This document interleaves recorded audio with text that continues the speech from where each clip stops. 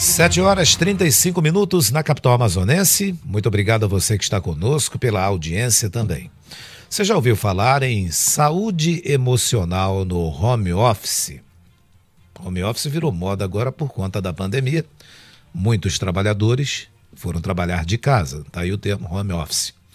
Embora pareça algo que possa ser fácil, esse estilo de trabalho vem com muitos e diferentes desafios.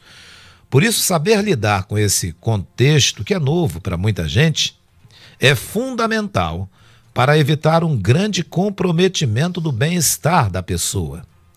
E é exatamente por isso que a gente agora vai falar com o psicoterapeuta, ele também é palestrante e filósofo, Carlos Florencio, que já está ao telefone aqui do Grupo Diário de Comunicação. Bom dia, Carlos Florencio, como vai? Bom dia, Patrick, tudo bem? Tudo bem, muito obrigado por atender a nossa equipe e tratar desse assunto que a gente também julga de extrema importância, que é como lidar com a saúde emocional durante o trabalho de home office. E aí eu te pergunto, como a chamada autocobrança excessiva afeta os profissionais? Em época de pandemia, em época de instabilidade, né, social, né, e financeira e não só, que nós estamos vivendo no momento, né, já gera um certo mal-estar na pessoa. E, consequentemente, a pessoa acaba não tendo uma postura mais agradável na relação com ela e com o seu mundo. Então, no cenário atual, já é um cenário que não é muito favorável para se conseguir manter, né, uma certa calma. E a pessoa que se autocobra, ela, como o próprio nome diz, cobrança eu cobro porque eu tenho uma dívida. Se eu tenho uma dívida, eu tenho que sanar, resolver, né, pagar essa dívida. Agora, se você não tem uma dívida propriamente dita, né, então provavelmente você tem algum compromisso que você assumiu que você deve cumprir. Então, a pessoa que ela exercita a autocobrança é como se ela cria uma espécie de divisão dentro dela mesma, né, e aí ela cria uma espécie de personagem que vira um pouco carrasco dela mesma, como se fosse uma espécie de diretor de escola, um professor, né, um ser meio que autoritário, meio controlador, né, investigador, e que está lá cobrando, né, que está lá exigindo que cumpra um determinado objetivo, que consiga resolver uma determinada tarefa. Então, a outra pessoa, né, nessa divisão, o outro eu, do próprio eu da pessoa, acaba levando, né, essa pressão toda.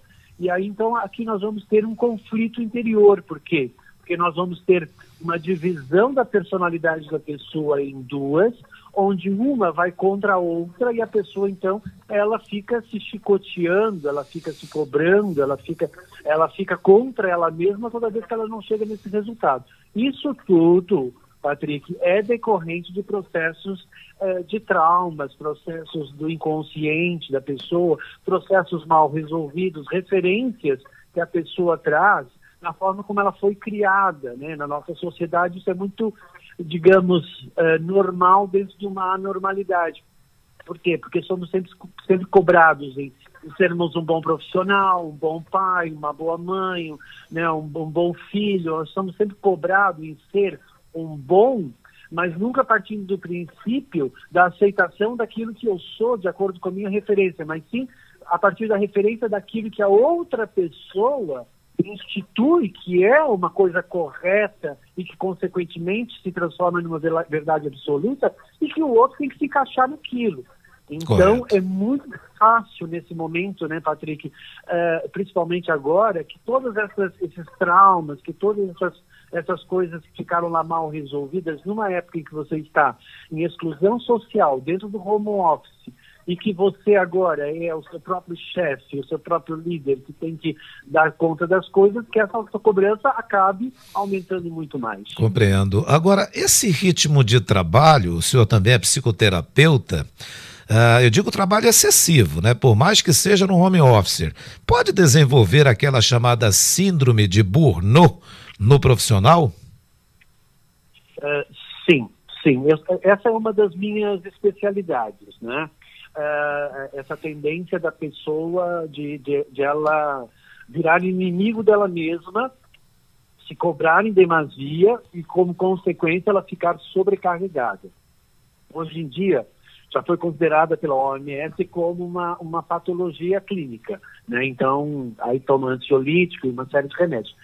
Normalmente, eu trabalho sem esse tipo de ferramenta. Eu trabalho muito mais com uma ferramenta a nível do inconsciente, gerando exercícios de bem-estar, anti-estresse, gravados pelas pessoas, porque de uma forma mais natural, né? Porque da mesma forma, eu parto do princípio que se a mente conseguiu ficar doente, ela sabe o caminho para ficar doente. Então, ela também sabe o caminho para a própria cura.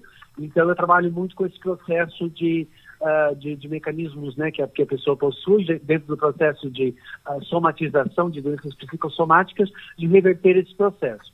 Dentro desse quadro de autocobrança, com sobrecarregado, com uma série de coisas para fazer, porque, por exemplo, uma mulher, ela está em casa, ela está trabalhando, mas ela tem os filhos, ela tem o marido, ela tem a casa para cuidar. Muitas vezes, nesse momento, não dá para ter uma secretária, uma assistente, né, dentro de casa, porque há um risco né, do vírus e tudo mais. Então, toda e qualquer sobrecarga gerada por um excesso de cobrança e também uma necessidade de ser perfeccionista, de não errar, porque não quer ser julgado, criticado, porque a opinião do outro ou aquilo que o outro pensa a meu respeito ainda é algo preocupante para a pessoa e relevante. Então, nesse cenário, com certeza, a pessoa com essa sobrecarga, ela vai ter esse burnout como outras patologias também, depressão, tristeza, angústia, e assim vai. É isso, eu havia falado síndrome de Burnout, mas é burnout mesmo, né? Como o senhor falou, não é isso? Burn, que é queimar, né? Out, né? Ou seja, a pessoa literalmente está se queimando viva, em bom português. Mas é burnout, né? Florencio também pode ser Burnout, porque lembra um pouco o francês também.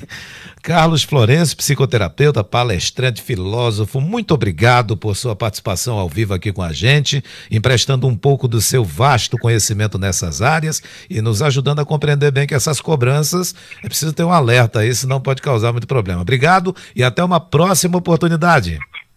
Muito obrigado pela oportunidade. Um abraço e tudo de bom. Só lembrando que a síndrome de burnout, ou burnout, é aquele esgotamento profissional. A pessoa já não aguenta mais, aí tem essa síndrome.